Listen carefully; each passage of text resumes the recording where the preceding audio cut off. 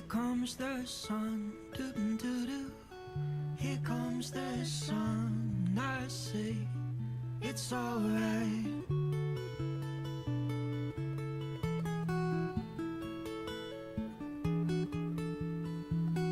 Little darling, it's been a long, cold, lonely winter. Little darling, it seems like years since it's been here. Here comes the sun, doo-doo-doo. Here comes the sun, and I say it's alright.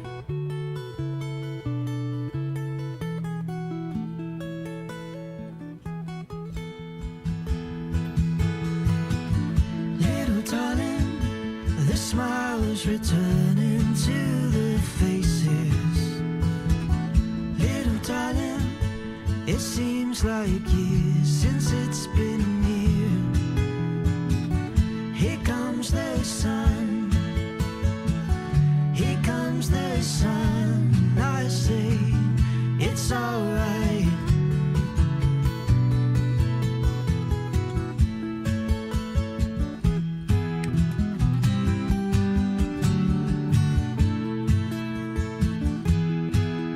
Sun, sun, sun, here it comes. Sun, sun, sun, here it comes.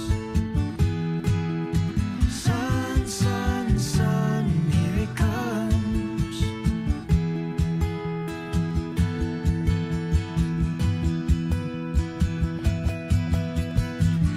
Little darling, I feel that ice is slowly melting. Little darling, it seems like years since it's been clear. Here comes the sun, doo-doo-doo. Here comes the sun, and I say it's alright. Here comes the sun, doo-doo-doo. Here comes the sun, and I say it's alright. It's alright.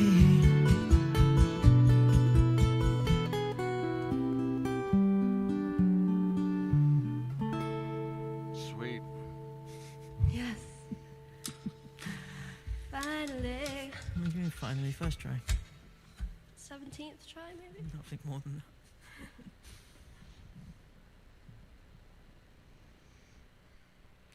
Sweet. What's going on? What's up, runner? Connie. Hey, baby. What's happening?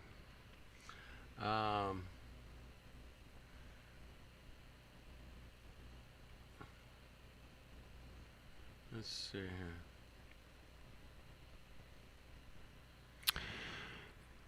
I'll play one more song. Let a few more people trickle in, man. I got something. I got some videos lined up, man. I got some stuff lined up.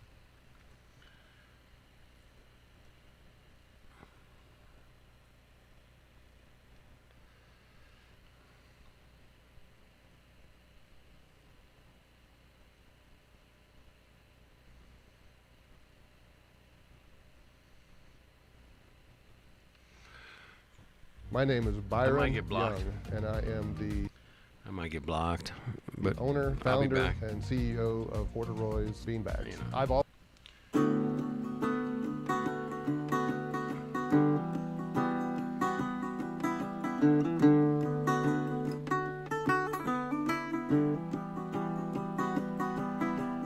As I supposed to know that my stone was gonna roll way down in the valley. As I supposed to see all the fishes in the sea swim on without me.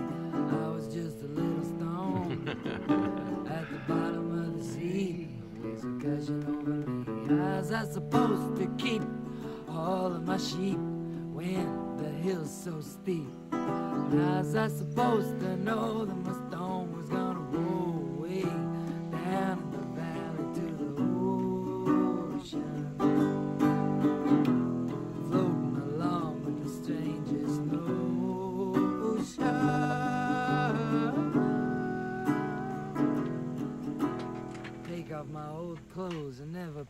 back on.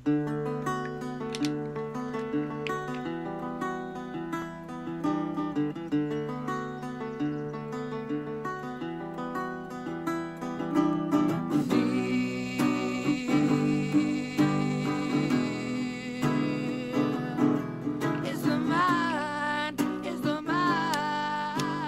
killer? Killer, the real killer.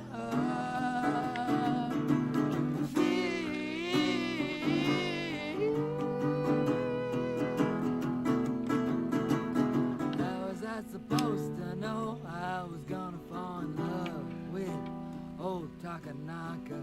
Mowing my lawn on a Sunday, praying for the daisies' forgiveness and the rain to come onto the ocean. How's the surf down there in Japan, good man? Is it open? I wanna be specifically Pacific, but I'm Arkansan. You know I must. I gotta trust this lust for the ocean picket.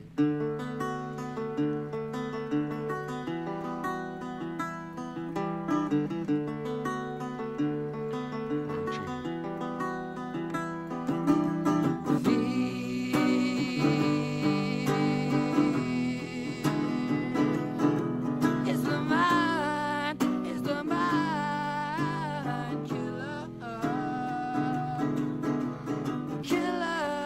Killer, the real dealer.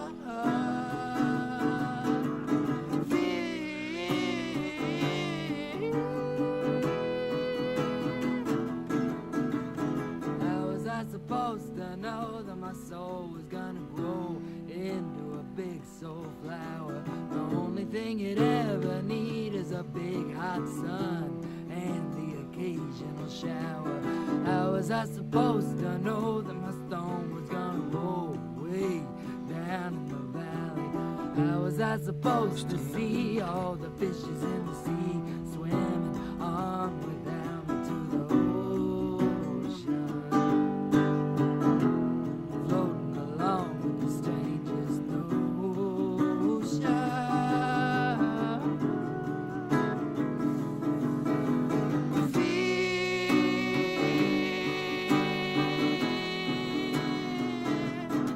Is the mind killer? Killer, the real killer.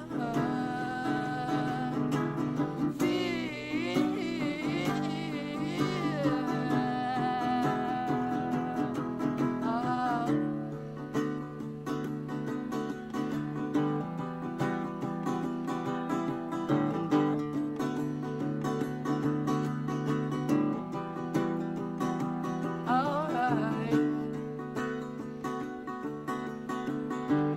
Sweet.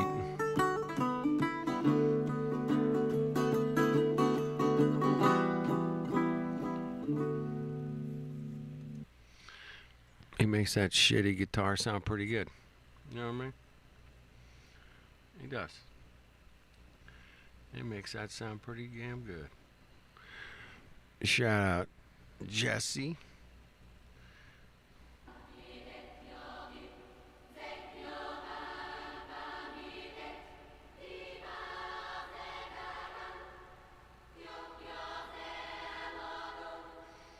Hey everybody, welcome back for another video. Today we're going to be talking about old world autographs because there's a phenomenon that I've come across that I want to share with you guys, and I think it's going to be interesting, so let's get into it. Now, in the past I've talked about this castle, Paterno Castle in New York City, that was demolished in a little over 22 years if we are to believe the official narrative. But I tend to think that this castle was a bit older, but it was linked to this character Charles Paterno. Here's just another image of Paterno's castle in 1935. It was eventually demolished and replaced with these apartment buildings.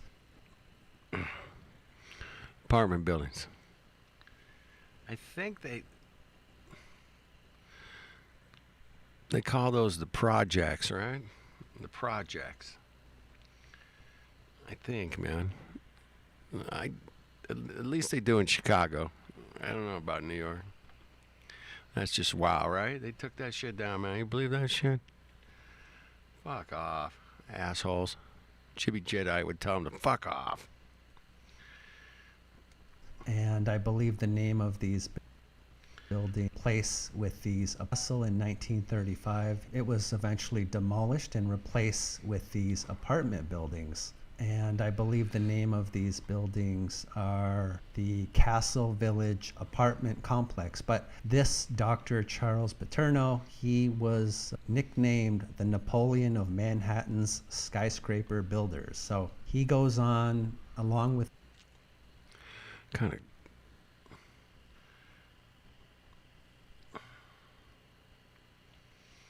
Nice statue. of Manhattan's skyscraper builders. So he goes on, along with some of his brothers, they go on to build a lot of buildings.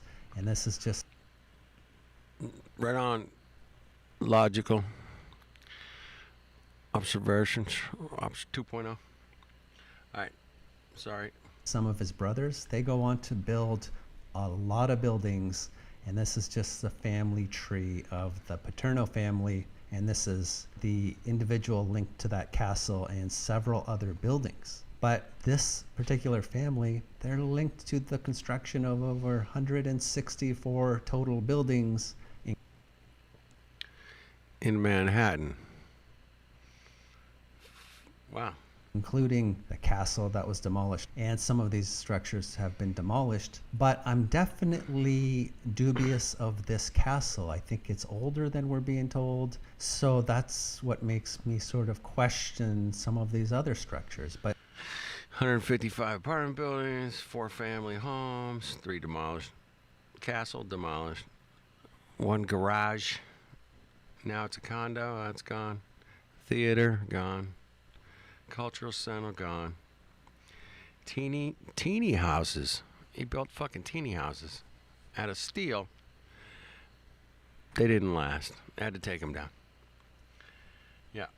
But I can't rule out that some of these other structures, they may indeed be a lot newer, even the age they're claiming. So there's a phenomenon that I want to share with you guys, and it's this, that this particular Paterno family, they monogrammed a lot of the buildings that we're told they constructed in New York City. So they basically put their family initials on a lot of these cartouches associated with their buildings. And this phenomenon, interesting. I've observed it before in what I believe may be another old world building. I've talked about this building in a video called The Russian Reset, but it's the Guarantee Building, which we're told was built in 1896. This structure, it is really impressive. Doesn't look like much here, but when you really look at it up close, Oh, the shit. use of architectural terracotta is just unbelievable. But it features a monogram on it. These letters, GTB looks like, but in this case,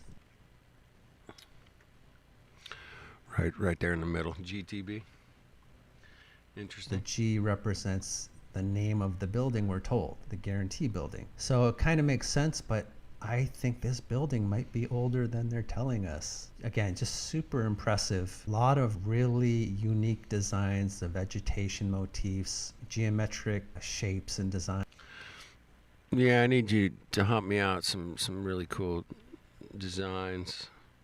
Yeah, make it kind of fractal, and then yeah, hump it up there, man. Just hump that shit up there. It's gonna go right there. Yeah, okay. I got you, bro. I'm all on it.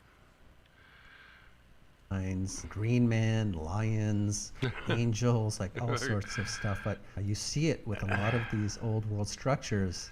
Is that like a lion right there in the middle? It looks like a lion right there. What's up, Dax? With the use of terracotta. But getting back to the Paternos, they would put their monogram on these cartouches on a lot of these buildings. And Carla Paterno, she made a video that you can watch on YouTube, and I'll link it in the description underneath the video. But she goes to talk about a lot of these buildings, and Am I on high resolution here for you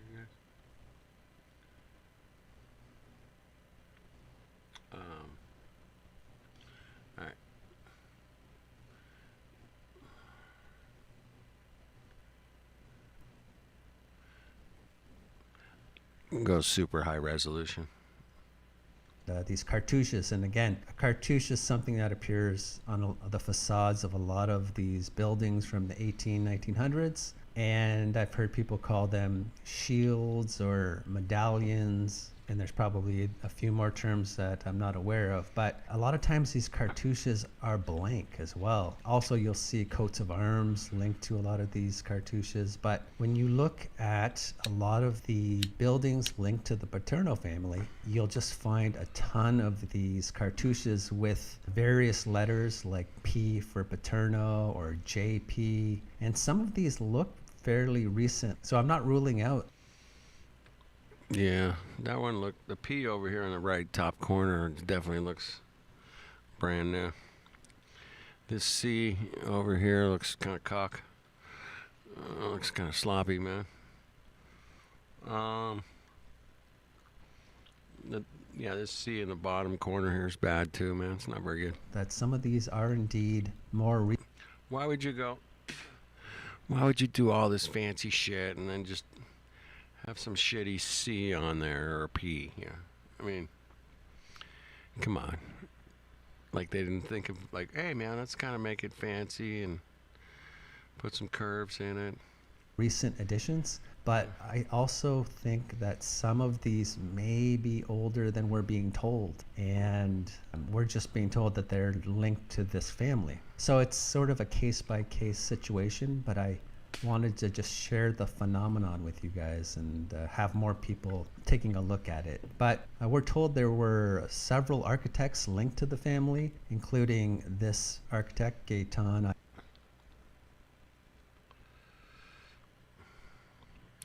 His hand looks funny.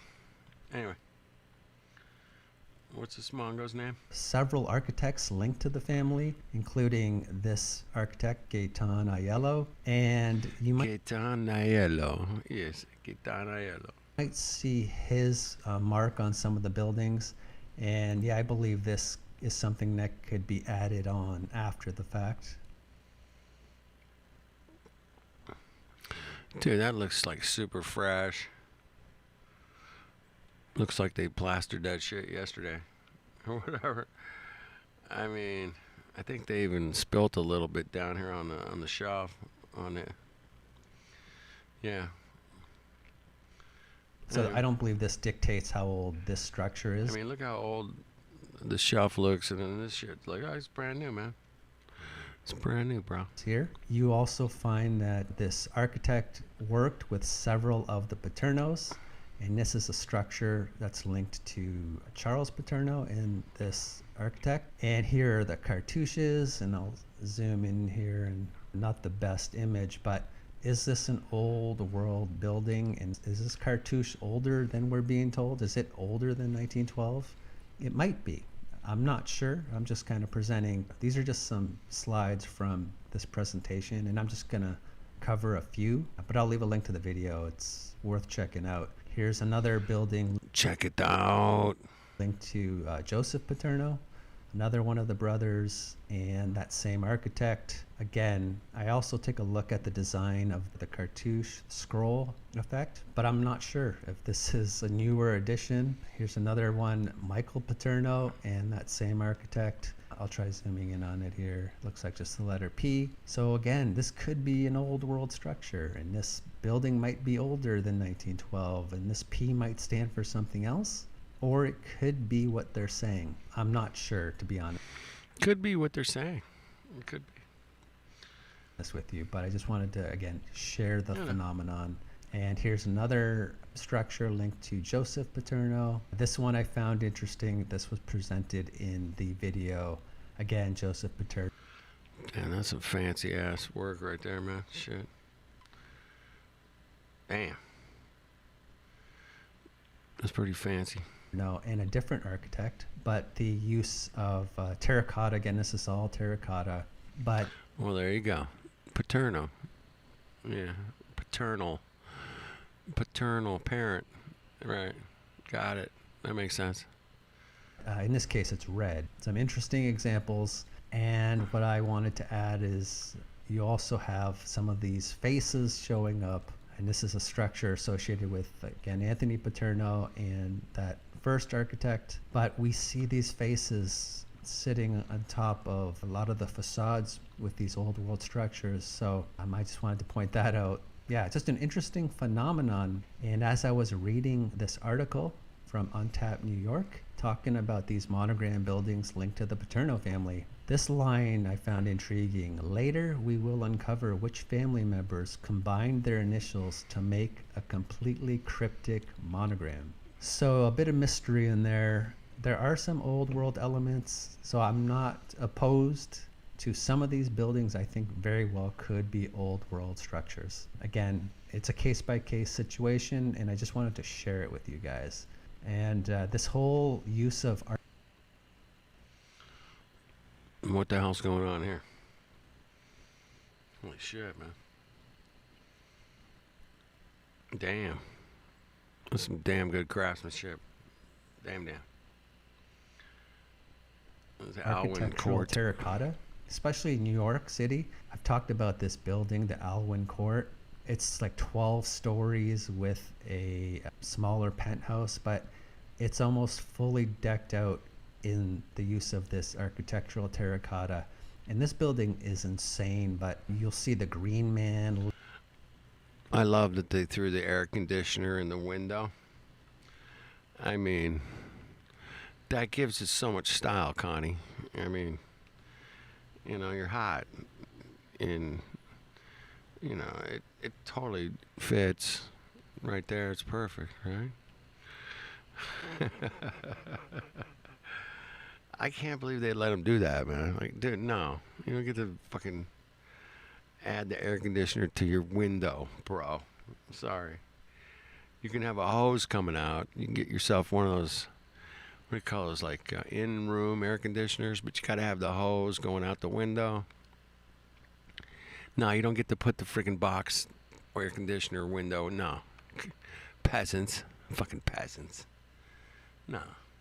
Linked, you'll see crowned salamanders, which may be just a crowned dragon, geometric designs. We are both, we're offended deeply. We're offended. You know, random faces. Like, it's just, I don't buy the official history with this structure. So whenever I see, Well, clearly that air conditioner's new, so the building's got to be new, right? Yeah, of course, clearly. architectural terracotta, I'm always intrigued. So I just wanted to add that. Now, speaking of names that may be related to like old world structures, I'm just trying to be logical. Yeah, you know. Just, oh shit, man, this stuff's ridiculous. That looks like a fun street, man. I could hang out there for a bit. You got any musicians around here? Where do I get a beer? You guys, oh man, what are you guys cooking up over here? Oh shoot, man, check this out, man. Dude's got, you know, some barbecue going. This guy's got some. Yeah, this is like sweet little. They call what do they call those now? Like the little. They're like it's not a flea market. It's a damn. You know, you go buy food. It's like you going to your farmer's market, man. It's the farmer's market, bro. Hanging out. Got my suspenders. I'm rolling, bro. We're rolling. Yeah, this guy's got the hidden hand thing going. Anyway, it's not the hidden hand. It's the hand, elbow, hand. Anyway, he's got his thumb in his pants. He's got his thumb. All right. That is a cool looking street, man. Let's go. speaking of names that may be related to like old world structures, I want to talk about some of the older tenement buildings in New York City. And again, a tenement. The reason that you need a new thing here is because I'm telling you, you need this thing, bro. And if you don't get this thing, man, you're a Mongo. And because we only sell really cool things, bro. You know what I'm saying? And you gotta have it. You just have to have this thing, man. Come on, Connie. Don't be such a cheap ass. You're gonna buy this thing. It's gonna change your life. It's gonna be. Oh shit! Never mind.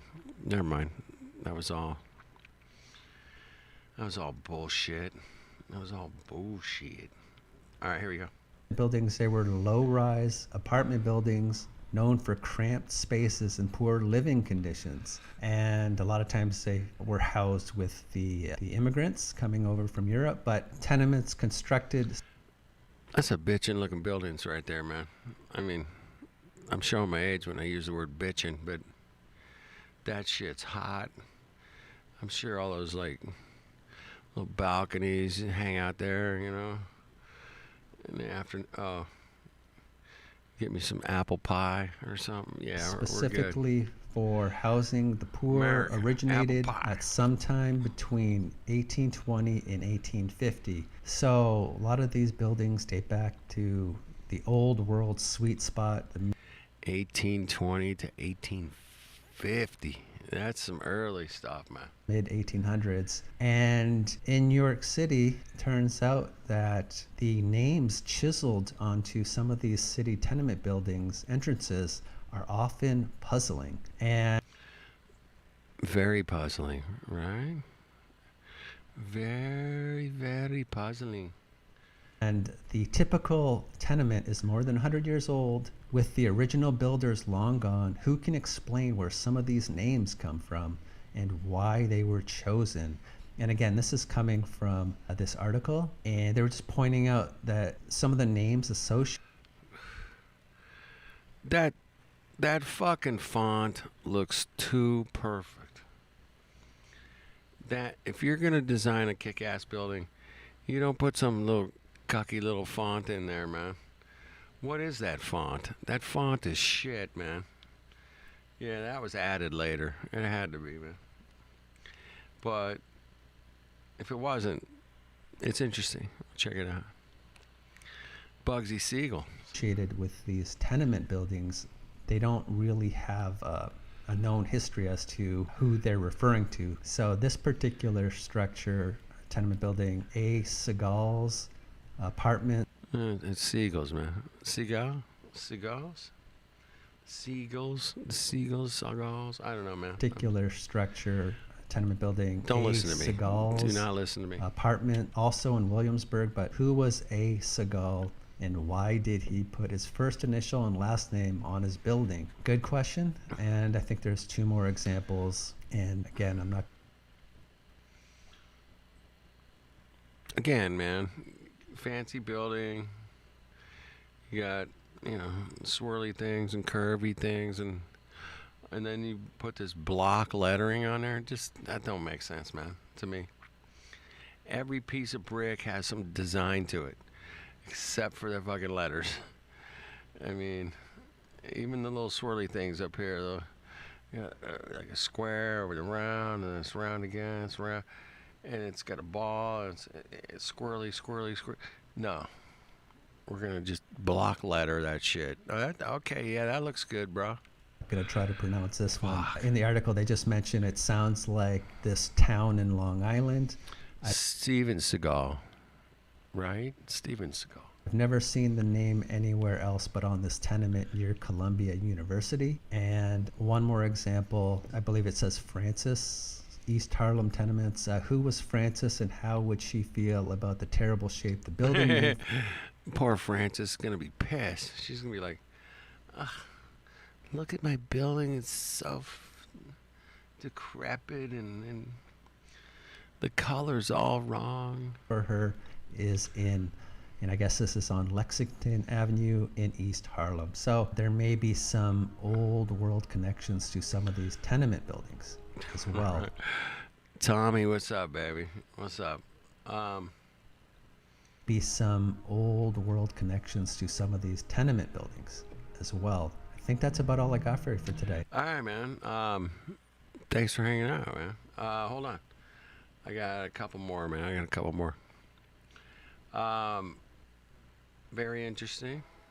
Hey everybody, welcome back for another video. Today we're going to be talking about Found in Tartary, and we're going to also talk about salamanders.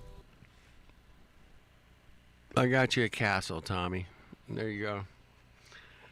I put an outhouse because, Tartaria buildings don't have bathrooms. So I put a little outhouse out here, a little blue porta potty, man. And I hooked you up, bro. I got you. Good luck. The roof looks pretty good. They just looks fresh. The roof looks fresh. There's a big hole in the building at the top here. That's a problem. We gotta fix that, man. You gotta hump your ass up there, man. Fix that shit, Tommy. Come on. Got some window shades over here.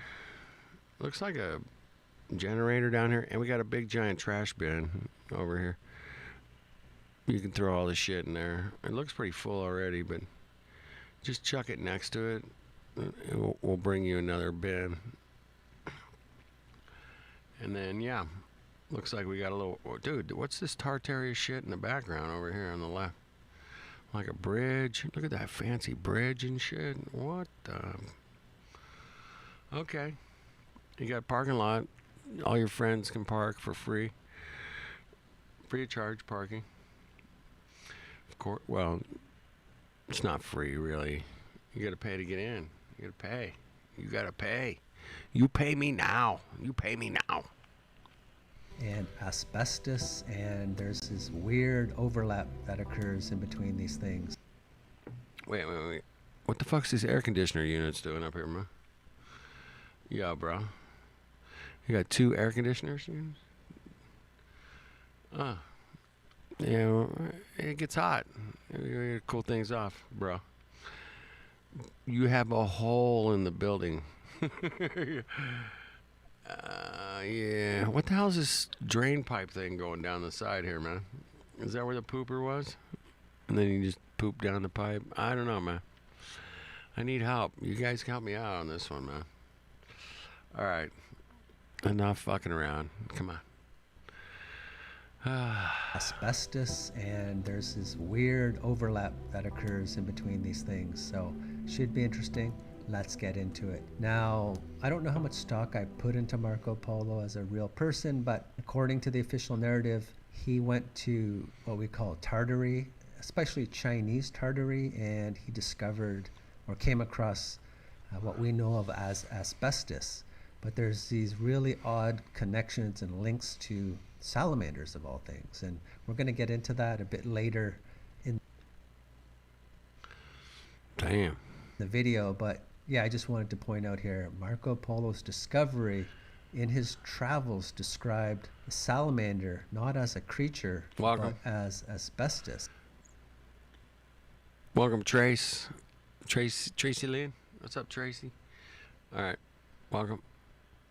A substance found in earth. So Yeah, there's asbestos, as a creature, but as asbestos, a substance found in earth. That is really trippy, man. I gotta back that up one more time, man. I'm sorry I put you guys through this shit, but Marco Polo's discovery in his Marco travel Polo discovered this asbestos company? What? described the salamander not as a creature, but as asbestos, a substance found in earth. Dude, I couldn't make this shit up if I tried. So there's some weird overlap going on, which, as I mentioned, I'll explain later in the video. Speaking of salamanders, yeah, I talk about salamanders in previous videos. I've talked about them on buildings in Manhattan, for instance, the Alwyn Court. It's a crowned salamander. We looked at that video, pictures of that last time. Alwyn Court. Dude. Look how wicked. Buildings in Manhattan, for instance, the Fucking Alwyn wicked, Court. bro. It's a crowned salamander that looks like a nutty fire-breathing shit, right? dragon. So it caught my attention while I was looking into this. And All right. Is that Tommy's castle still? It's Tommy's castle. Okay. where I kind of want to start is by actually talking about the asbestos capital of the world, or alleged.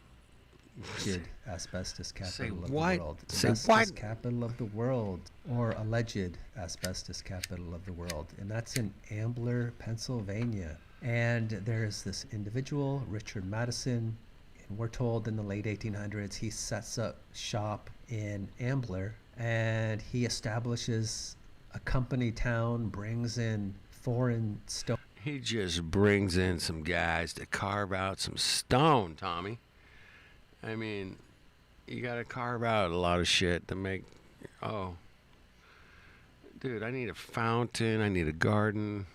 I need some trees.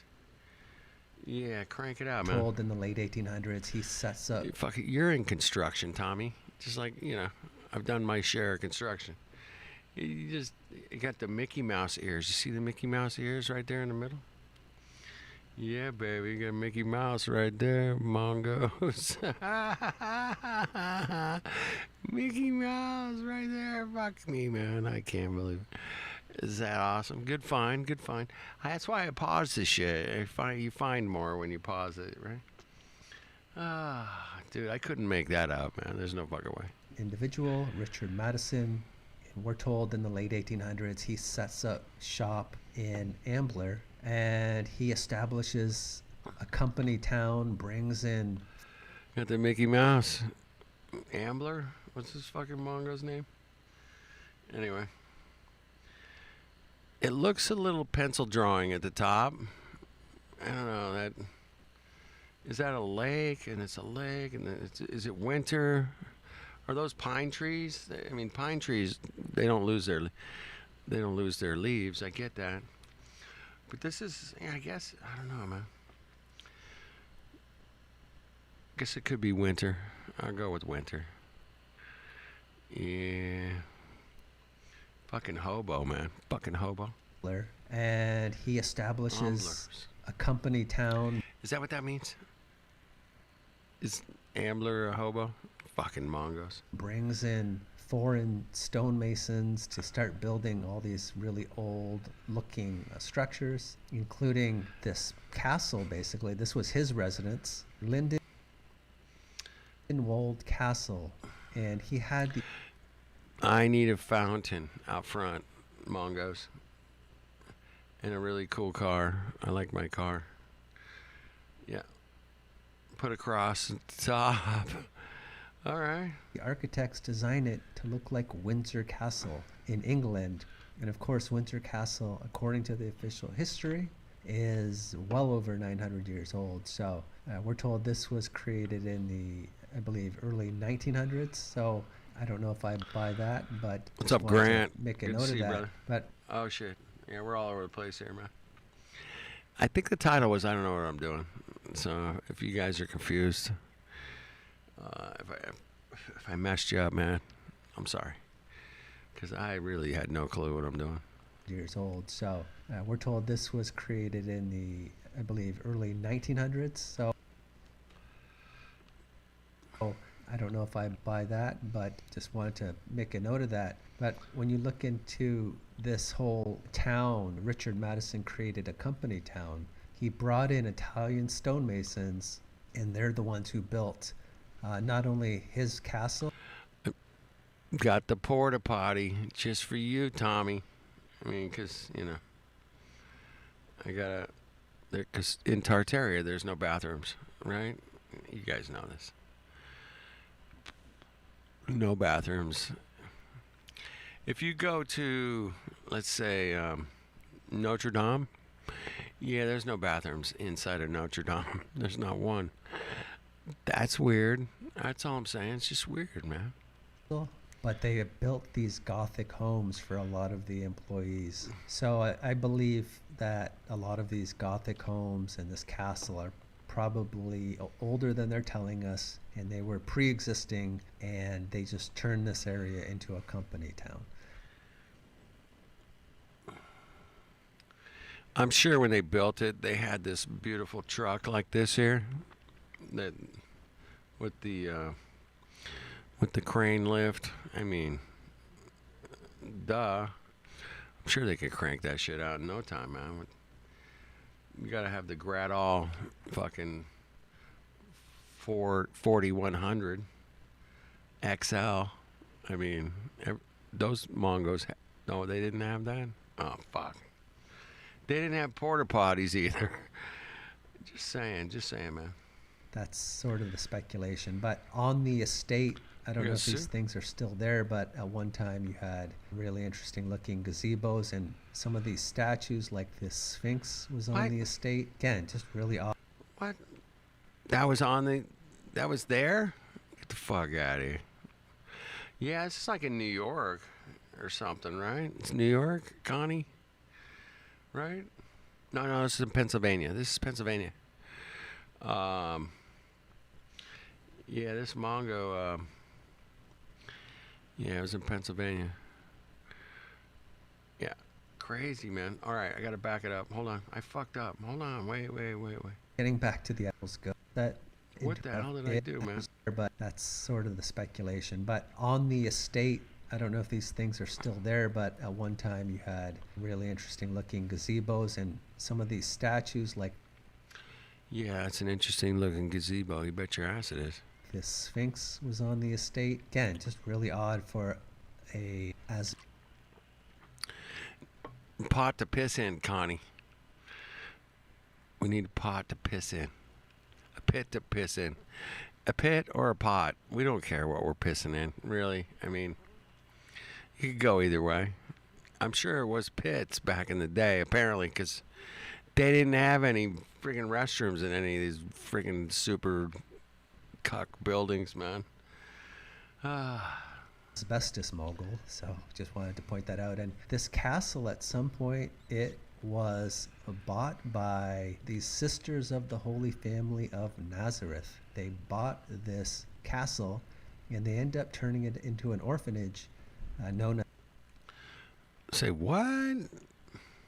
St. Mary's Villa, and it was also here that they shot a couple of movies. It was used as the filming set of The Trouble with Angels, and its sequel, Where Angels Go, Trouble follows. So just a bit of a side note. But holy shit, fuck, man. Look at that. Okay. Just a quick side note, man. Where Angels Go, Trouble follows. Just a quick just a bit of a side note. But getting back to the asbestos. Yeah, it's like what do you call it? The orphan trains, orphanages. They had, they're gonna get the incubator babies. Yeah, all that shit. Hilarious, right? Aspect. They called some of these waste dumps, they called them the White Mountains of Ambler, because apparently they would have this waste. That's asbestos. White Mountains of Asbestos. Is that where we're going? Oh shit. I am totally screwed, man. I got yeah, man. White Mountains of Ambler. I'm gonna back it up. Hold on. Angels Go, Trouble follows. So just a bit of a side note. But getting back to the asbestos aspect, they called some of these waste dumps, they called them the White Mountains of Ambler, because apparently they would have this waste product, this asbestos. It would be just unsecured, and children could play in these areas and sled down these hills, and just not a good situation. But when you look back, of course, the first it gets worse. Ugh, I guess it's so bad. The children could play in the White Mountains. The children could play. Yeah. My best man died from asbestosis. Apparently, that's what they said. It could have been. He smoked, he drank. It could have been anything. But yeah, he worked in an asbestos factory. Apparently, asbestos is really good insulation. It doesn't burn. It's fucking like, you can't burn it. It was a great idea, man. I was like, let's build some houses out of this shit. Okay. Well, it doesn't burn, and it's good insulator. Okay, it's like way better than yeah, let's do it now. Yeah. But apparently, it gives you lung problems and all kinds of things. But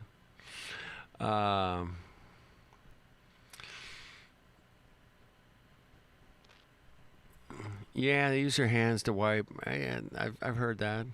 Yeah, we've all heard that. Just not a good Here we go. situation. But when you look back at, of course, the first asbestos-related death, it occurred, we're told, in 1924 with this individual, Nellie Kershaw, and she was only 33 years old. So, 33. There's a 33. Almost nothing this year. oh, that is a peculiar 33. number. Don't start your day with a gross piece of plastic Don't in your just hand. start your day Adding to with the some. 4 billion plastic toothbrushes You've that got get thrown away 12 each year. billion Here's a much toothbrushes. better way to start your day. Just wanted Sorry. to kind of touch on that. But another thing I wanted to mention is we're told the Romans very much used asbestos as well. But then at some point, it gets rediscovered by modern man in 1727 and What? becomes popular Oh. in building materials. So Yeah. once again, this When I was growing up as a kid, man, we had these asbestosis like little pads we'd put on the counter. Back then, the counters were like plastic, so you can't just set a hot pan on the counter. It's not like granite or something, but in this, 60s, 70s, we had these pads, and I could put the pad on the stove and light the gas, and you could just heat this thing up, and it wouldn't burn, man. But it felt like, I don't know, it just felt like hard to explain, but it was like a little pad, like maybe a knee pad, you know. But it was for, and I just remember trying to burn the thing, and it would not burn, man. I was like, but it looks like fabric, it feels like fabric. It's kind of lightweight. Yeah, I was playing with it as a kid. Yeah, hell yeah. rediscovery of some of these things that tends to happen. And getting back to the Roman Empire, apparently the ancient Greeks used asbestos in their cloth and the Romans used it in their building materials. They wove asbestos fibers into fabrics to make towels, and the Romans mostly used asbestos to make tablecloths. So it seems like you have Here, dry yourself off, bro. I got this asbestos towel, man. It's like very absorbent, and it's good for you. It's good. It's good. Go for it, bro. a lot of mostly used Fuck asbestos me, to man. make Right? tablecloths. Okay. So it seems like you have a lot Yeah, of the tox- ironing boards. Yeah, they were made up out of asbestosis too. Yeah, lovely. Hey, things are bad for you. Things are good for you, man. mostly used asbestos to make What are you gonna do, tablecloths. man? So it seems like you have a lot of toxicity apparently with the Roman Empire. So I came across this Reddit thread, someone just asking, why was the use of lead and asbestos so widespread in the modern period and earlier when their detrimental effects have been known for centuries? ? So good question, and just something I kind of wanted to touch on here. But yeah, let's get back to this salamanders, because Salamanders. Salamanders? Is that a fish? Is that a fish? touch on here. But yeah, let's get back to this salamanders, because apparently they're, according to medieval lore, they wrongly believed that salamanders lived in fire, leading to the misconception that asbestos, a fire-resistant mineral, was their shed fireproof fur. But Oh, fuck me, man. What the fuck? of course, real salamanders are amphibians with moist, slimy skin. They don't have fur. So to me, none of this makes sense, but I'm just giving you sort of the official history as to what does the salamander have to do with asbestos. And apparently there was this medieval lore that Holy was shit, wrongly right? believed, and just a really strange story, but it's out there. But there are these depictions of Yeah, they got rid of the lead paint because it would be really good to keep the frequencies away. Yeah, it was good for that. Oh, shit, we can't have that, man. Yeah. just a really strange story, but it's out there. But there are these depictions of what we're told is a salamander in flames, but it's depicted as having a more lizard-like form. And there are depictions from books from the 1500s. And again, it's sort of a combo lizard salamander looking thing, but engulfed in flames. So just But it was covered in asbestos, so it didn't burn. Is that what they're saying? Is that what you're saying? I think that's what he's saying, right? lizard salamander looking thing, but engulfed in flames. So just strange. But when you go to more modern times, you can find logos that feature a salamander that actually looks like a salamander, and companies were using this flaming salamander. But again, it looks more like what we would know of as a salamander. And That's super trippy, man. I mean, it's like, yeah, burn me all you want. I'm made of asbestos, you Mongo. I'm not gonna burn. Duh. I don't burn, bitches. I don't burn.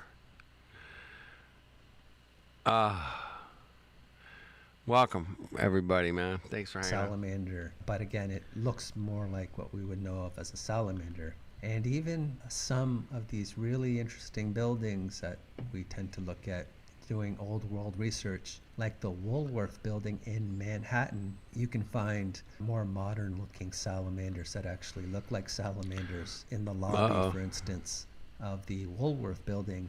And apparently at one point you couldn't really take tours or go in certain areas of the Woolworth building. Really? But I guess They keep now us you- out. They keep us out of those buildings. Really? Very interesting. Who knew? or go in certain areas of the Woolworth building. But I guess now you have the ability to sign up for tours, and you can see a lot of these different aspects. So yeah, salamander symbols in the lobby, which were supposed to represent that these buildings were potentially fireproof. So just wanted to mention that. Damn. Very interesting. And yeah, again, just this whole crowned salamander associated with King Francis I. Again, it doesn't really look like a salamander, but here it is. You have pictures of salamanders and this Close enough. Close enough, man. Right? Come on. crown, what we're told is a crowned salamander that spits fire and has claws and an elongated neck. So really strange, but yeah, it also doesn't look like a dragon because there are these Definitely doesn't look like a dragon. Come on. It doesn't look like a dragon. But yeah, it also doesn't look like a dragon because there are these depictions of dragons on cathedrals, for instance, with wings. They got So wings, man. Salamanders, no wings, bro. Salamander asbestos. Dude. Right? it looks more like a lizard. It's than really anything. crazy, bro. You learn something new every day, right? Let's keep going. Let's For keep going. instance, with wings. So it looks more like a lizard than anything else. Just strange, these connections with salamanders and asbestos in a kind of Yeah, I find that super interesting, man. Asbestos and salamanders. I would have never thunk to frickin' put those two together ever. I'd have been like, yeah, what the hell? They don't have anything in common. Oh no, this goes back, goes back a bit of time, a couple centuries. Salamanders and asbestos. artery. So I just wanted to share this Fuck. with you guys. Thought it was interesting. Is that and cool? I think that's Interesting. about That all I was got for super today. interesting, bro. I do want to give a big If you guys, thanks, shout out to Conspiracy RS, man, that guy's. Salamanders are fireproof. Yeah, that's kind of where we're going with this. Yeah, that's where we're at, Connie. Come on. Keep with us, Connie. Come on. Gotta keep with us.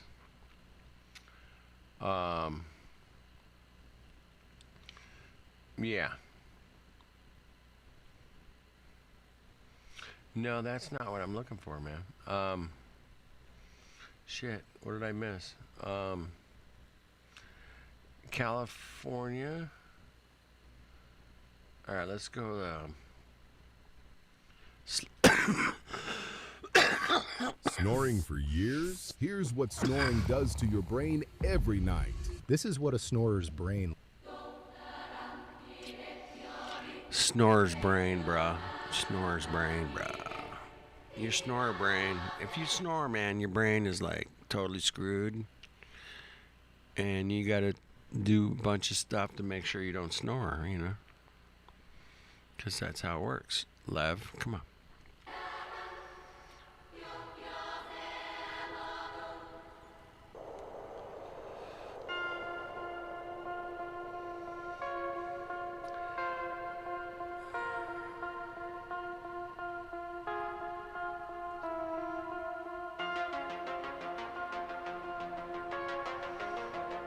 Hey everybody, welcome back for another video. Today we're going to be talking about sleeper cells within the Little Season community because there has been a reawakening of a network that I believe is operating in this Little Season community, and they're pulling some of the same tricks that they attempted over 10 months ago. So this one should be wild.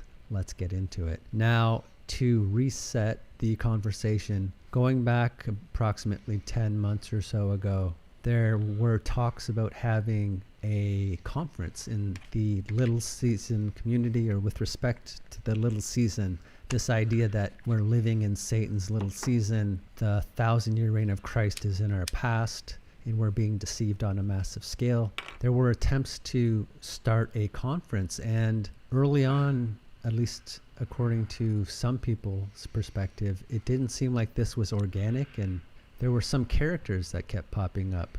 And one of them was this individual here, top left, who went by the name Crypto Grady, and he showed up at one point on this channel, Understanding Conspiracy, and very much in favor of this conference. But during his appearance, he was waving these hand signs, and again, didn't seem unintentional, seemed very deliberate. So he was around during this time, and we're talking over 10 months ago. Now, more recently, as of the recording of this video, he has the channel still, but it's not called Crypto Grady anymore. It's just Grady, and the full handle is Time is Short Grady. But he's promoting meetups again. And here's one advertisement for this Little Season meetup that's going to be in April of 2026. Here's another video where they're talking about this meetup, and we're going to get into this guy a little bit, Tyler Woods. But so this Grady character, yeah, I don't know any of these Mongos, man.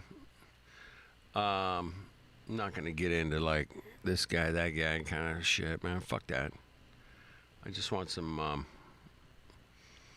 good information about whatever, clocks, time dilation, upside down stuff. I don't know, man. Where are we going?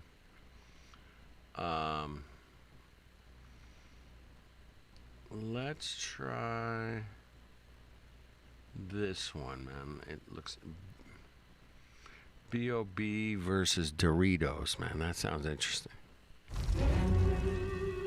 In my Legoland? If you guys gotta go to Legoland, man, you gotta go. Alright, don't go. Do not go. Don't go.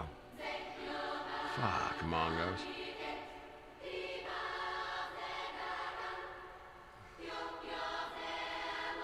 Party-sized Doritos, man. Barbecue Doritos. How the fuck did we end up here, man? I mean, really? Did we really need to end up with cartoon characters pretty much running the show? And this is beyond ridiculous, man. It really is, man.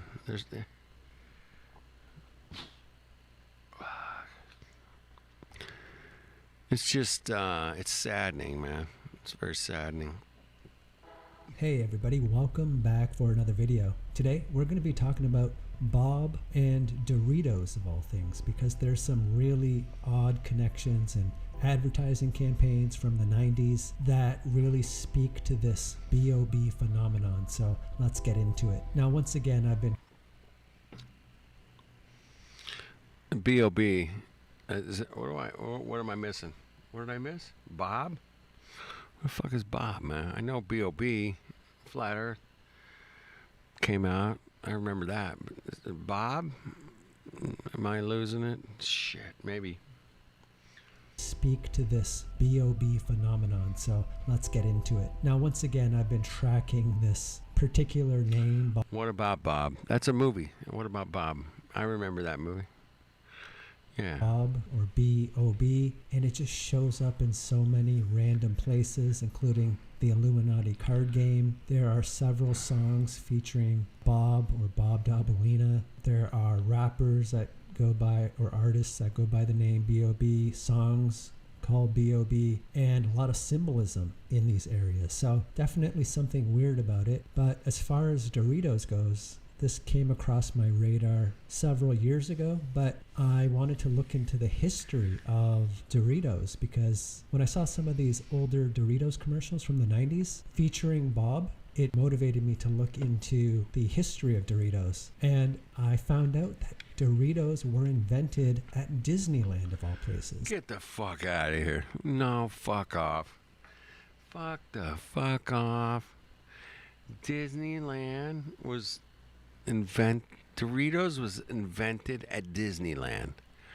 Alright, if any of you Mongos knew that before tonight, congratulations, man. You're way ahead of me, man. Yep. Got your fairies. Gotta have some fairy Mongos. Fairy Mongos. And I found out that Doritos were invented at Disneyland, of all places, the home of culture creation and occult symbolism. That Disneyland. And apparently Doritos means little golden things. And as mentioned, little golden things? Is that what it means? Little golden things. Doritos, little golden things. You guys knew that too, right? Okay. Just checking, man. Trying to make sure you guys are way hipper than I am. Because I don't know what I'm doing, man. I have no clue. Yeah, little golden things, man. Little golden things. And apparently Doritos means little golden things. And as mentioned, they were invented at Disneyland. And according to the official history, it was in the early 1960s that to reduce waste, there was a restaurant in Disneyland that were just throwing out these stale tortillas. And what they decided to do was fry these tortillas and season them and turn them into El Diablo. It's El Diablo. El Dorito. El Diablo. The devil. Golden devil, maybe. I don't know, man. I think you're onto something, Connie. You're pretty good at that stuff. Check it out. What they decided to do was fry these tortillas and season them and turn them into what we know of as Doritos with their iconic triangular shape. So that's the story. It's all coming out of Disneyland in the mid-60s. Oh, fuck me, man. I can't believe that shit. But of course, this connection with Disneyland is interesting because we know the occult and Disney go hand in hand, and there's the Club 33 associated with Disneyland and a whole bunch of symbolism. So another aspect to Doritos, of course, is the nothing to see here, man. Move along, Mongos. Move along, man. Triangular shape, and there's a good explanation as to why that is. But I can't help thinking there's something more to it. You know, why are Doritos triangular? And we're told that shape was chosen for its unique eating experience and ease of cutting from a tortilla. That does make a lot of sense. I mean, I made my own triangle-shaped tortilla chips. I deep fry them. Really yummy, man. A little salsa. Scooby-Doo, man. Let's go. Good stuff, man. Good stuff, David. Damn it. But yeah, that's just an interesting shape. I mean, I've done it myself. You get a round tortilla, you just slice it like a pie, and then you deep fry them. Boom. What's up, Banner? Yeah, you just do your thing and makes. But yeah. But did you know that the Dorito was invented at Disneyland? No, fuck no. You guys didn't know. Nobody. Doritos triangular, didn't. and I didn't we're know that. told that shape was chosen for its unique eating experience and ease of cutting from a tortilla. That does make a lot of sense, but just knowing its origins are tied to Disneyland, that just makes me want to have a little bit of doubt with the official narrative. Now, in the late 80s, early 90s, there was this whole advertising campaign, Bob's favorite snack, and it was Doritos, and these ads consisted of a mysterious man named Bob who loved to eat Doritos. So Bob was presented as this mysterious figure, and some of these commercials featured a young Tobey Maguire, and I think he started working when he was in the 8th grade, but shit. he was featured in some of these advertisements, and let me play one of these ads. Banner, man, it just gets weirder every time we do this stuff, right? It just gets, okay, what kind of weird shit we learning today? Okay, there's some more weird shit. Here's a bunch of weird shit. Yeah, okay. Yeah, just keep going. Just keep going, Banner. I'll keep going. Tommy's going. Connie's going. Lev's killing it. Have you seen Lev's shit? You played Lev's shit. I played his... We're all killing it, man. Just keep going. Let's just keep going. All right, here we go. Mad fucking monkey fucking shit show, man. Here we go. But he was featured in some of these advertisements, and let me play one of these ads right now. I've seen plenty of power banks. All right, you guys have a phone. You guys need one of these, man. This thing's so great. I mean, you gotta have it. You just put this next to your phone and charge your phone, bro. Killer, man. Okay. Sorry, man. I gotta sit through commercials. Damn it, cheap ass bitch. Oh man. I mean, who is this guy? Everybody worships him. Who's Bob? Who's Bob? Bob likes Doritos. That's the way it is. What else can I say? Okay, yeah, very strange. And there's even some old shirts. Some of these. Bob likes Doritos, Mongos. Bob loves Doritos.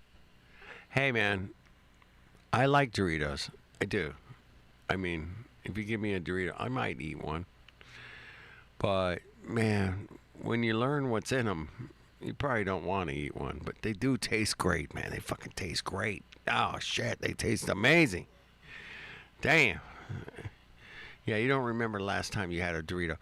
Yeah, I probably had one, I don't know, 3 months ago.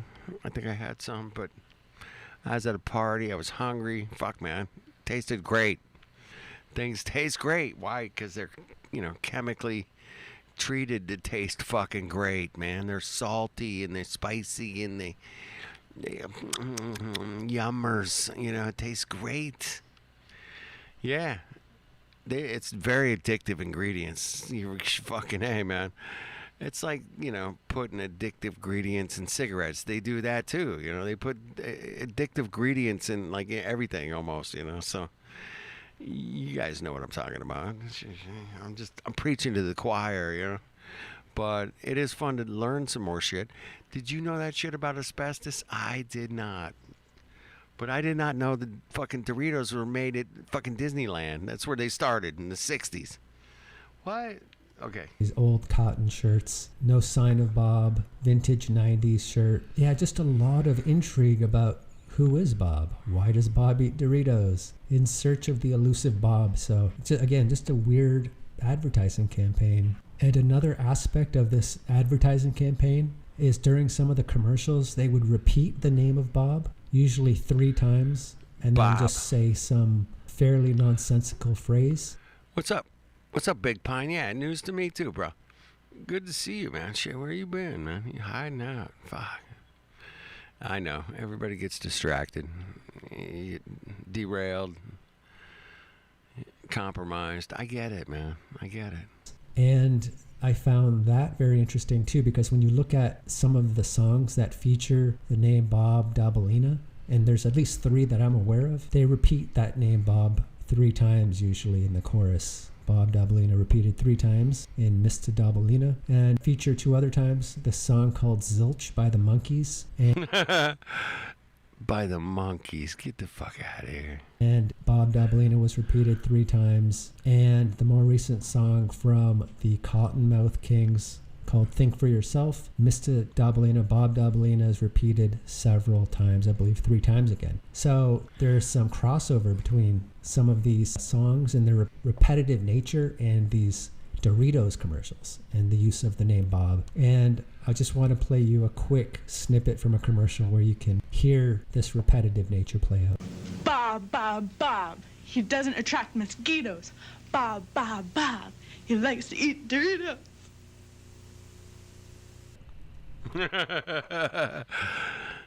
That was totally weird, right? Come on.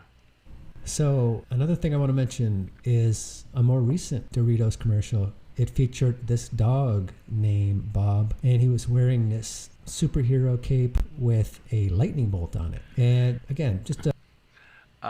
yeah, I appreciate you guys hanging out, man. I mean, Banner and I and Tommy and Lev, you know, we all got our thing, man. We're just doing it. We're just hanging out. Like, this is weird. That's weird. Let's check this out. But there's no fuel in the jet planes? Wait a minute, bro. What are you talking about? You know, we're willing to, like, go down and look at shit. And, you know, I did not know that Doritos was made at Disneyland until tonight, man. I grew up next to Disneyland. I live right next to Disneyland, literally. I did not know this. Nobody told me this. It wasn't advertised on there fucking anywhere ever.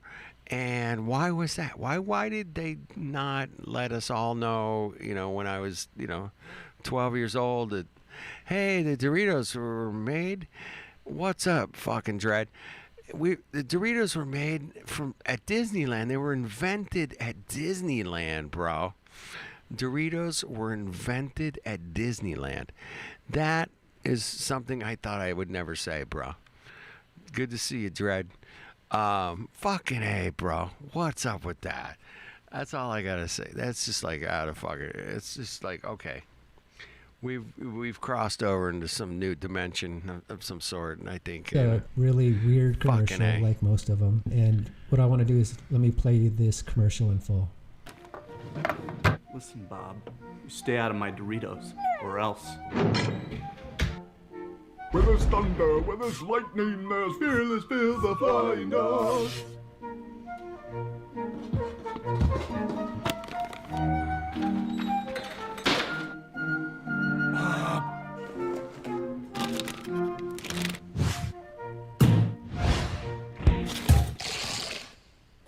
Takis has intense flavors, but not all are spicy.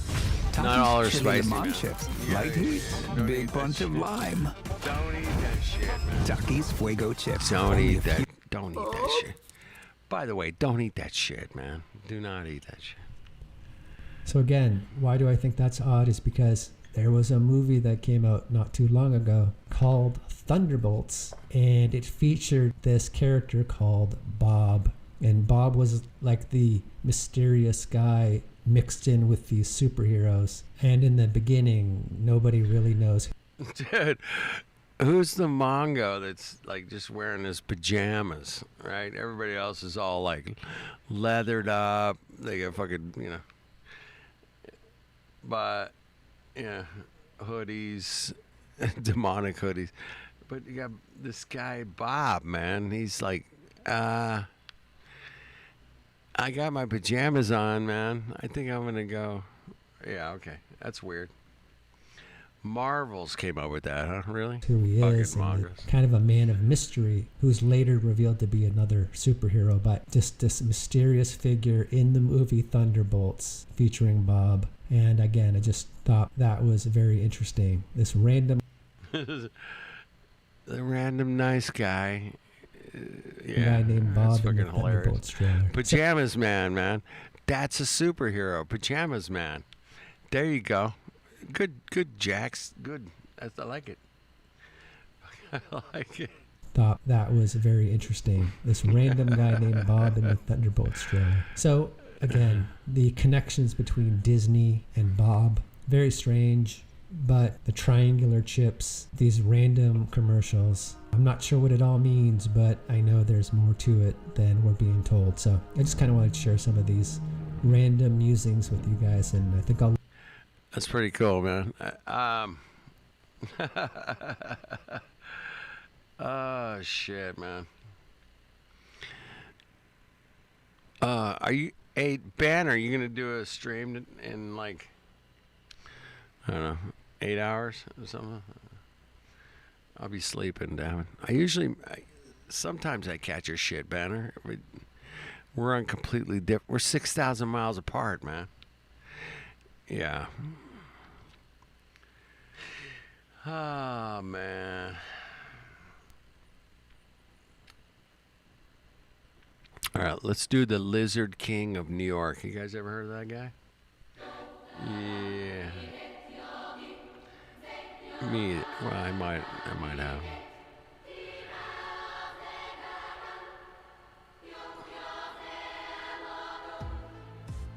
Hey everybody, welcome back for another video. Today we're going to be talking about the Lizard King of New York City. Now, there's actually a connection between this structure on the left, the Chateau de Chambord, and the Chateau Chambord. It sounds like a really good wine, especially if it was 1962. It was amazing. The Chateau Chambord. It's a great wine. In France, and this apartment building in New York City, the Alvin Court. And it was a surprising connection for me. Back to the Alvin Court. And I'm excited to share it with you guys. So should be interesting.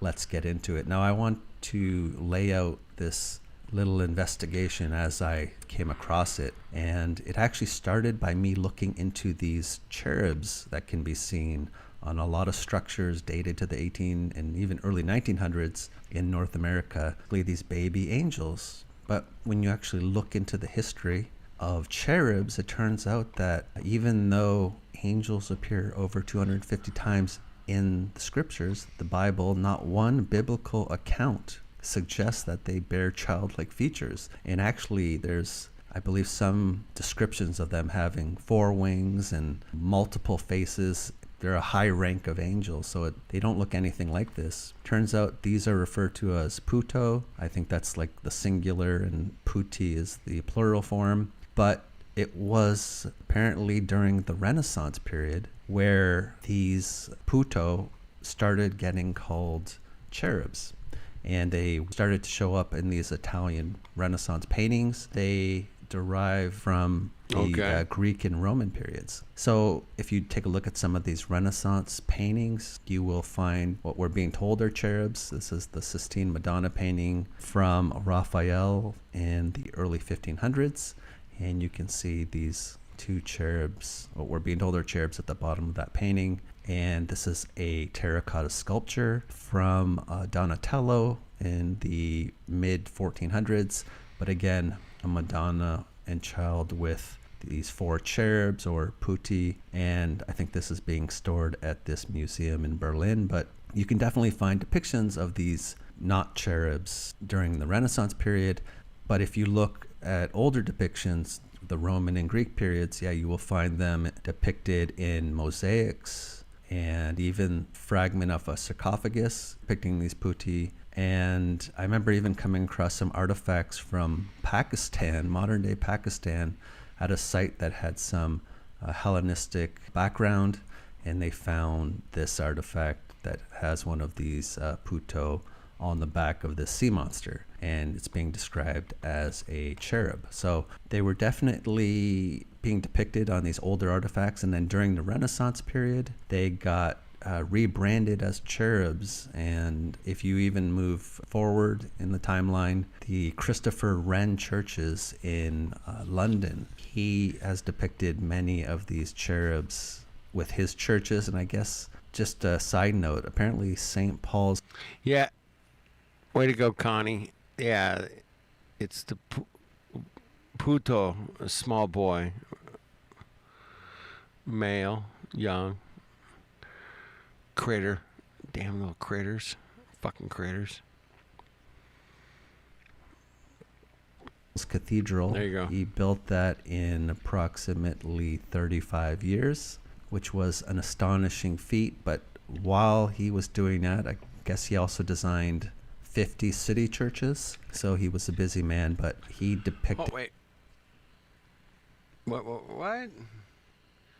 This one building took him 35 years, but he was doing other stuff too, you know.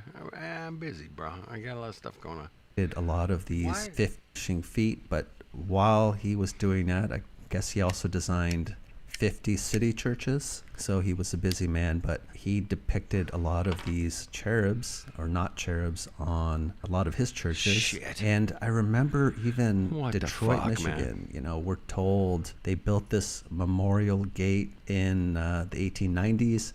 And the narrative is that they built it in honor of this the water commissioner, Chauncey Hurlbut. And Shout out to Chauncey. I mean, what a great guy. Let's build him a building. Okay. How do you want to do it? I don't know. Let's go fancy, man. Put a dome on top. Yeah, I'm good with that. And I think he left his estate to the city, and they used some of the proceeds of that to build this. We're told.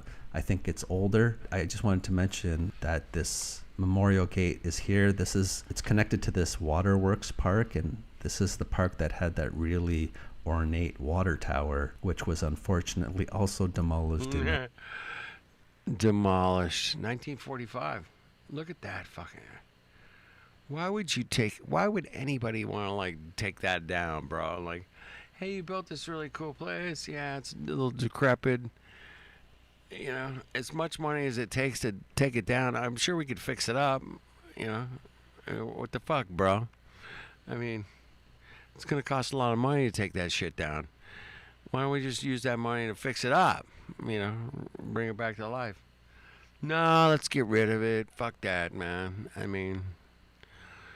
It's just a eyesore to the community.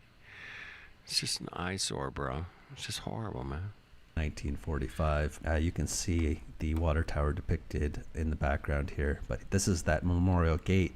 And when you actually take a closer look at it, you'll see more of these not Gotta Walmart, bro. We gotta Walmart that shit. Exactly. Yeah, fuck these Tartaria buildings, man. Let's go Walmart, fuckers. It's depicted. Come on. And when you look at some of these pillars, again, associated with this gate, designs based on Italian Renaissance motifs, and again, more of these not cherubs, and maybe even the Green Man. So, you know, what does any of this have to do with the former water commissioner, right? So I think all... Exactly. We got pallets of Doritos up in there. We can't get them up that building, man. We got Doritos, man. We got to deal with Mongos. Well, this is older. I wanted to keep looking for more examples of these cherubs, and I decided to look at New York City, and I came across this apartment building, Alwyn Court, and I think we're told this was built in 1909 or 1908, and you find these really decorative elements associated with this building, including these cherubs and the fleur-de-lis, as well as many other floral motifs, and a lot going on with the facade of this building. And as you look through some of these images, you just take in all of the effort that must have went into this. But yeah, it's a terracotta facade over a red brick structure. But then I noticed what looks like... I was 23. I got a commercial. Hold on. What do you think the commercial's for? Glasses or hair? I think it's a hair commercial. What do you guys think? Hair or glasses? 3 years old. I had lost 2 pairs of sunglasses that were 100. Sunglasses. Okay, I win.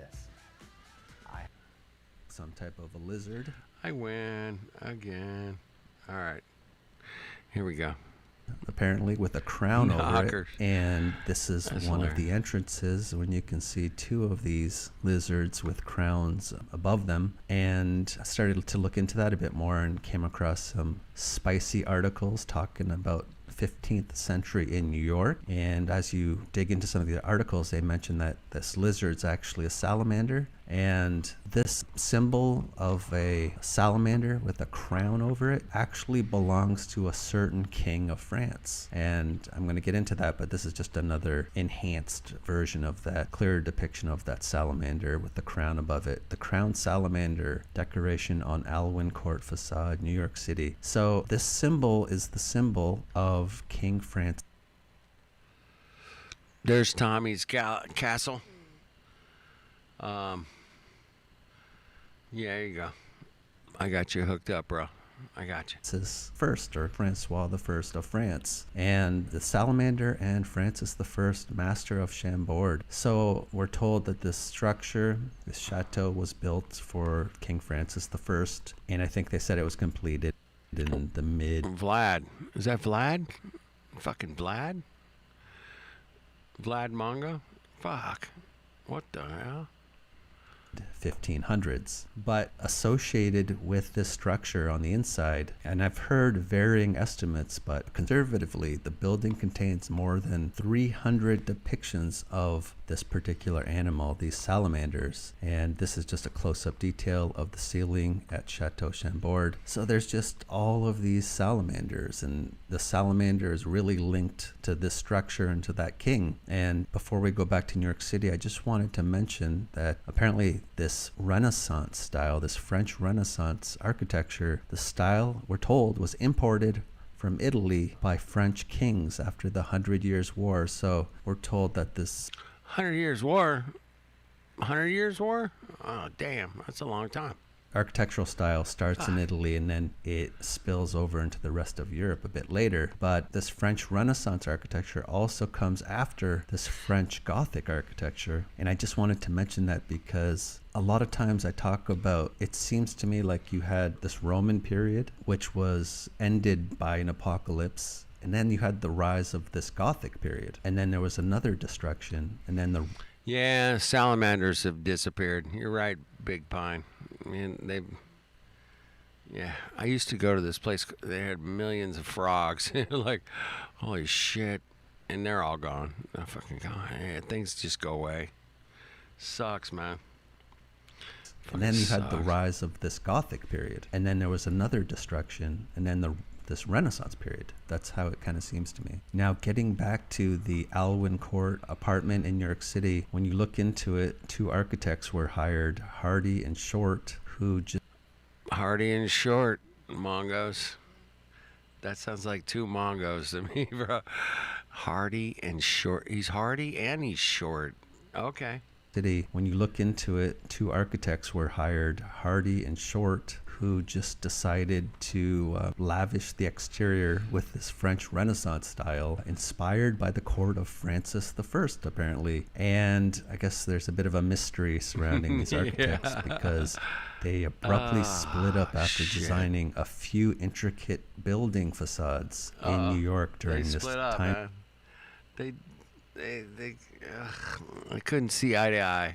Period. But after creating some of these really unique facades on a few buildings, they go their own ways and they don't do anything notable after that. And I tend to think maybe these buildings are a bit older than the early 1900s. And one of... You know, it's hard to keep the band together, you know? It's hard. Unless everybody's getting paid really well. You know, you can keep the band together. But... even if you're getting paid well, man, it's hard. It's really hard. Maybe these buildings are a bit older than the early 1900s. And one of the other buildings they designed, we're told, is this Red House, which also is in Manhattan. And you can see here on the left is an older image of it, but I just highlighted this area, and this is the area zoomed in, and you can see this crowned salamander once again. So just really interesting that you got this much ties to the... You know, I'm going to design a building that people are going to live in and hang out and work or whatever. I got to make sure that, you know, I put my salamanders on the outside. I got to do that, man. I got to crank those salamanders out. Yeah. You know, because there's no expense spared here, man. Let's just go, man. this King Francis I in New York City. And I just find that really fascinating. And just another depiction there. And here's just another depiction, I believe, associated with that same building. And it doesn't stop there with regards to New York City and Manhattan, because you can find apparently this French Renaissance style, inspired apparently by Francis I. There are many examples of this architectural style in New York City and Manhattan as well. And you have the William K. Vanderbilt House, which we're told, well, it was demolished in 1926, and it only was around for 40 to 50 years. And I believe it was older than that, but there was a detail that I thought was very interesting associated with this particular mansion. And I guess the house had a slender 3-story turret carved with a fleur-de-lis at the entrance. So that Alwyn Court building has a lot of, in addition to the crown salamander on the facade, it's got a lot of fleur-de-lis associated with it. So I don't think the Vanderbilts have any connection to French nobility or anything like that. So interesting design choices for this mansion. And there's even another mansion that used to be in Manhattan, the Charles M. Schwab Mansion, which, again, it lasted, 42 years apparently before they demolished it. But it was also built in this French Renaissance style. So a lot of French Renaissance going on in New York City in the early 1900s, apparently. So maybe these things are closer in age than we're being told. What was happening with the French Renaissance architecture in France and in New York City, as opposed to this revival that happens 360 years later, maybe they're much closer in age. Yeah, I thought it was really fascinating. And I even came across looking at, it was either this particular structure, the Chateau de Chambord, or one of the structures associated with King Francis I. I found this salamander associated with this cherub. They're describing it as a child angel, but it's one of these So a lot to take in there, but just wild connections that I didn't expect to find or come across. So hey, that horizon looks pretty flat, man. Just saying. I could be wrong. Yeah. It could be curved. I mean, it looks flat. It could be curved. I don't know, man. Interesting stuff, huh, tonight? Did you guys know that Doritos was invented at Disneyland? No. I didn't know that. And I don't think you guys knew. I never heard anybody ever talk about it. Not even Doritos talks about it. Hey, man, we were invented at Disneyland, bitches. I think that would be a good fucking advertising campaign, man. Like, hey, man, this shit was invented at Disneyland, bitches. No, they don't give a fuck. It's so weird, man. Little triangle-shaped snacks. They do taste good, man. I get you, bro. I get you. They taste good. I wouldn't eat too many of them, but one or two probably not going to hurt you. Yeah, suddenly everything makes sense, right, Connie? We got this, man. We got this. All of us together, we got this. Let's keep going. Check it out. I'm glad you guys hung out here this evening. I got to go to bed. It's 12:22, and that's the 222, man. I don't know. But keep it real, man. Keep it going. All right, we got more to check out, obviously. I didn't know that Doritos was made at Disneyland. Damn. All right. Thank you, guys. Trace. All right. I got to give Tracy a ranch. Hold on, man. She's been very nice. All right.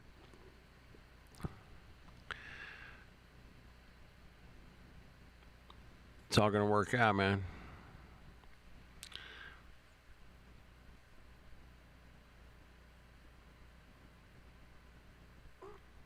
It's all going to work out. Thanks, Lev. Love you, brother. Keep going. Let's go.